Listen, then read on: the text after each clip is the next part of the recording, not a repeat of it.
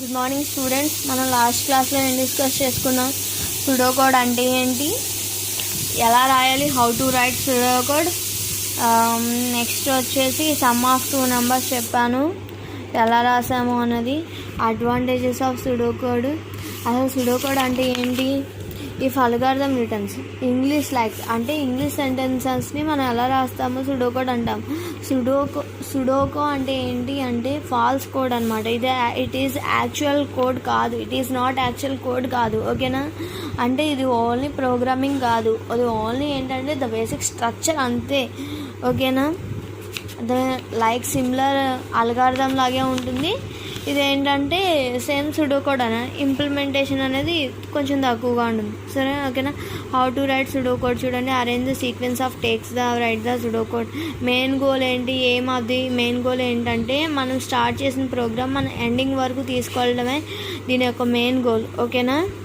చూడండి, some of 2 numbers, ఇది యాక్చువల్గా ఇది మనం ఇలా రాసేది ఏంటి, అల్గారిథం. నెక్స్ట్ చూడండి, ఇక్కడ చూడండి, సుడో కోడ్ అనేది write finding sum of 2 numbers value అంటే integer value, integer 2 value, integer sum, so ఇలా అనేది తీసుకుంటాం అనమాట, ఓకేనా. అడ్వాంటేజెస్ ఆఫ్ సుడో కోడ్ ఏంటంటే one of the best approach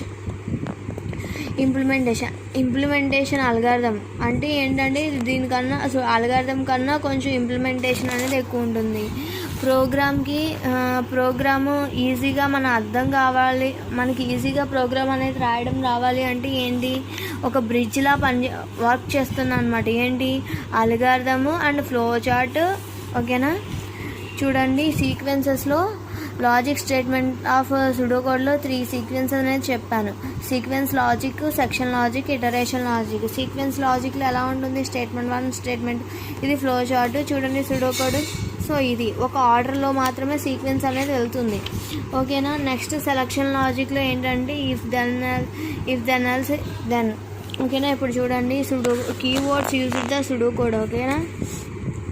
if else, and if, while, and if, repeat, ఇవన్నీ iteration అనమాట, ఓకేనా. చూడండి అమ్మ, ఇఫ్ ఎల్స్లో if condition term execute the statement 1 అంటే మనకి కరెక్ట్ అంటే మనకి a condition, A is equal to 10, B A equal to B అన్నాం అనుకోండి, 10 ఈక్వల్ టు 10 అయితే అదేంటి, స్టేట్మెంట్ 1 అనేది ఎగ్జిక్యూట్ అవుతుంది. అదే ఫాల్స్ అనుకోండి, నాకు ఏం ఎగ్జిక్యూట్ అవుతుంది, స్టేట్మెంట్ 2 అనేది ఎగ్జిక్యూట్ అవుతుంది, ఓకేనా. ఇప్పుడు ఇఫ్ కండిషన్ అనేది స్టార్ట్ చేసినప్పుడు ఎండ్ అని రాసిన తర్వాత కండిషన్ ఇఫ్తో క్లోజ్ చేయాలి, ఓకేనా. ఎగ్జాంపుల్ చూసారా, if age greater than or equal to 18 display eligible the vote అంటే మనం 18 కన్నా తక్కువ ఉన్న వాళ్ళు ఎలిజిబుల్లా కాదు కదా, అప్పుడు నాకు ఏం ప్రింట్ అవుతుంది,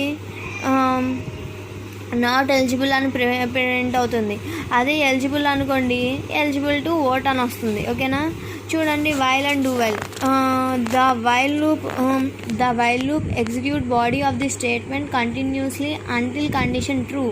the condition will be checked the first in while loop అంటే ఏంటంటే ఒక స్టేట్మెంట్ని కంటిన్యూస్గా కండిషన్ అనేది ట్రూ అయ్యేంత వరకు అది చెక్ చేస్తూనే ఉంటుందన్నమాట. ఫస్ట్ వైల్ లూప్ అనేది చెక్ చేసి నెక్స్ట్ అనేది మన ప్రోగ్రామ్ అనేది అవుతుంది, లేకపోతే అవ్వదు. చూడండి, while condition statement and while, ఓకేనా. స్టేట్మెంట్ కరెక్ట్ అనుకోండి ట్రూ అని వస్తుంది, లేదనుకోండి ఫాల్స్ అని వస్తుంది. ఇప్పుడు చూడండి, I greater than or equal to 10 print I increment I and while I greater than 1 is equal to, ఇప్పుడు suppose 1 greater than or equal to 10, so 1 10 కన్నా చిన్నదే కాబట్టి సో అలా 1 అంటే ఇంక్రిమెంట్ అయ్యి అంటే ఇక్కడికి వచ్చేసరికి ఇంక్రిమెంట్ ఏమవుతుంది, 2 అవుతుంది. సో అలా ఎక్కడి వరకు వాల్యూస్ అనేది అవుతుంది, 9 వాల్యూస్ ఒక 10 వచ్చేంత వరకు మన వాల్యూస్ అనేది ప్రింట్ అవుతుంది. దాని తర్వాత ఏంటంటే 11 వచ్చేసరికి ఇదేమో ఈ కండిషన్ ఈజ్ ఫాల్స్ అని డిఫాల్ట్ కండిషన్ అనేది ప్రింట్ అవుతుంది అనమాట, ఓకేనా. రిపీట్ అంటిల్ అనమాట. చూడండి, ద రిపీట్ లూప్ ఈ సిమిలర్ టు వైల్ లూప్ అంటే ఇది సేమ్ ఏంటంటే వైల్ లూప్ కండిషన్ లాంటిది. ఇది ఏంటంటే end checked the end loop false అట్లీస్ట్ 1 టైమ్ స్టేట్మెంట్ ఈజ్ ఎగ్జిక్యూట్ అంటే ఫాల్స్ అంటే ఒక్క స్టేట్మెంట్ అయినా ఒకసారైనా ఎండ్ అయ్యేంత వరకు అది రిపీట్ అవుతూనే ఉంటుంది. దాని తర్వాత అది ఫాల్స్ అనుకోండి, అప్పుడు ఇస్తుంది చెక్ చేసుకునే అంతవరకు. చూడండి సేమ్ ఎగ్జాంపుల్ రిపీట్, కానీ అక్కడ ఏంటంటే వైల్ అని రాసాము, ఇక్కడ ఏంటంటే రిపీట్ అని రాస్తాము. ఓకేనా, రిపీట్ కండిషన్ అంటిల్ ఏంటంటే కండిషన్ అని రాస్తాం. ఫర్ అండ్ ఇది చాలా ఇంపార్టెంట్ అమ్మ ఫర్ లూప్ అనేది. The for loop execute the body statement continuously until condition true A specific number of times. అంటే ఇప్పుడు కండిషన్ అనేది ట్రూ అయింది అనుకోండి, స్పెసిఫిక్ నెంబర్ ఇన్ని నెంబర్స్ మాత్రమే అవుతున్నాయి అని స్పెసిఫిక్ నెంబర్స్ అనేది ఇచ్చేస్తుంది. For iteration bounds, for Sintex ఏం రాసాము, ఇటరేషన్ బౌండ్స్ అని రాసాము. స్టేట్మెంట్ కరెక్ట్ అయితే కరెక్ట్, అండ్ ఫర్తో ఎండ్ చేయాలన్నమాట. చూడండి i = 1, i > 10, i++ అంటే ఏంటంటే 1 = > 10 అనుకోండి, అప్పుడు ఏమొస్తుంది 1. i++ అంటే i++ అంటే ఏంటంటే 1 కన్నా ఇంకో ఇంక్రిమెంట్ అవుతుంది అనమాట. ఎలా ఇంక్రిమెంట్ అవుతుంది, ఒక వాల్యూ అనేది ఎక్కువ అవుతుంది, అప్పుడు 2 అవుతుంది, అప్పుడు ప్రింట్ ఏమొస్తుంది 2 వస్తుంది. అలా ఎన్ని ప్రింట్స్ వస్తాయి, ఒక 9 వరకు వాల్యూ వస్తుంది. దాని తర్వాత వాల్యూస్ అనేది రావు. ఓకేనా, చూడండి a case and case. A case construct the indicates the multiple way branches based on the condition.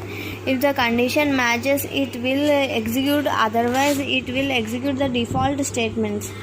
ఇప్పుడు ఏంటంటే మల్టిపుల్ కండిషన్స్ అనేది multiple branches multiple way of conditions అనేది ఇది చెక్ చేసుకుంటూ ఉంటుంది అనమాట.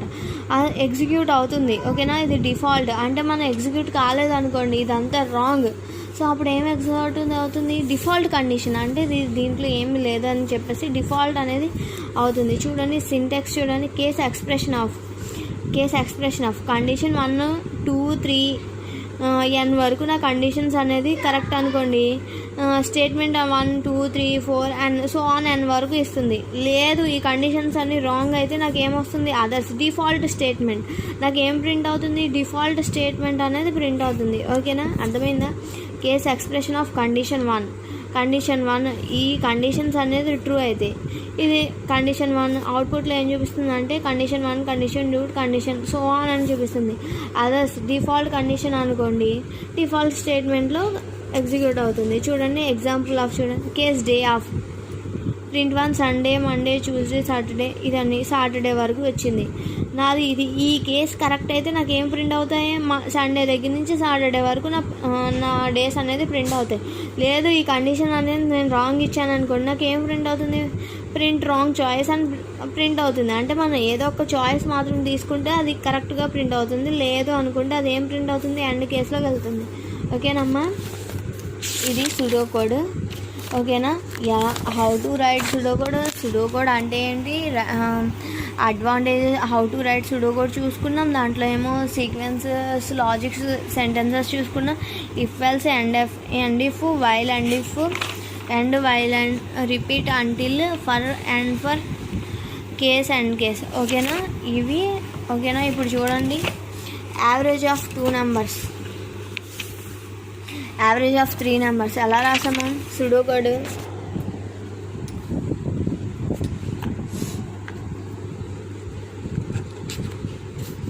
స్టెప్ 1 ఏం చేశాను, బిగిన్.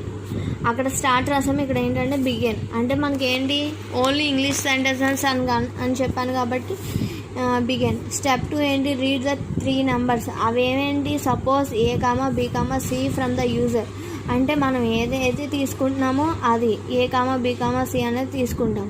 స్టెప్ 3 ఇక్కడ ఏంటి, ఇన్పుట్ ఇచ్చేసాము. Input as A number, A number, B number, C అని 3 స్టెప్స్ రాసాము అల్గారిథంలో.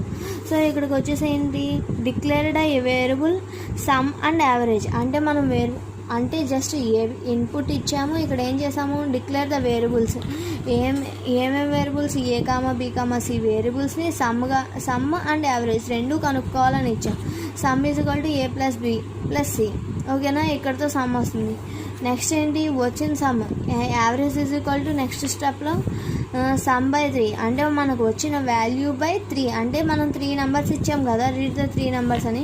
సో ఇక్కడ చేస్తాం. దాని తర్వాత ఇక్కడ వచ్చేస్తుంది value, display the sum and average. అంటే ఇక్కడ ఏంటంటే మనకు ప్రింట్ ద ప్రింట్ యావరేజ్ అని ఇచ్చాం, కానీ ఇక్కడ ఏంటంటే డిస్ప్లే సమ్ అండ్ యావరేజ్ రెండు నాకు డిస్ప్లే అవ్వాలి. స్టెప్ 7 ఏంటంటే ఎండ్. ఓకేనా, ఇది నా యావరేజ్ ఆఫ్ 3 నెంబర్స్.